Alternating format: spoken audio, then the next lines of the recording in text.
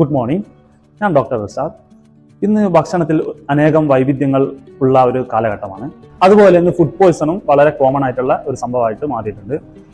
നമ്മൾ ഇന്ന് കാണുന്ന വാർത്തകളിലൊക്കെ ഫുഡ് പോയ്സൺ ഒരു സ്ഥിരം വാർത്തയായിട്ട് മാറുന്നതാണ് നമ്മൾ കാണുന്നത്. പിന്നെ ഫുഡ് പോയ്സണെ പറ്റി പറഞ്ഞു കഴിഞ്ഞാൽ അതിന്റെ ഒരു പ്രധാന ലക്ഷണമായിട്ട് നമുക്ക് വേണമെങ്കിൽ ഛർദി, വയറിളക്കം ഇത് രണ്ടും പറയാൻ പറ്റുന്നതാണ്. അപ്പോൾ ഇങ്ങനെ ഉണ്ടായി വരുന്ന ഫുഡ് പോയ്സണ് നമ്മൾ വീട്ടിൽ തന്നെ ചെയ്യാൻ പറ്റുന്ന ഒരു പൊടിക്കൈ എന്ന തരത്തിൽ ഒരു ട്രിക്ക് ഞാൻ പറയാം.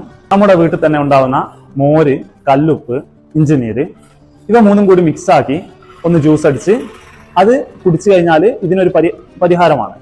പക്ഷെങ്കിൽ ഇതൊരു ശാശ്വത പരിഹാരമായിട്ട് നമുക്ക് കാണാൻ പറ്റില്ല. താൽക്കാലികം ഒരു പ്രാഥമികമായിട്ടുള്ള ഒരു മുൻകരുതലായിട്ട് മാത്രമേ ഇതിനെ കാണാൻ പറ്റൂ.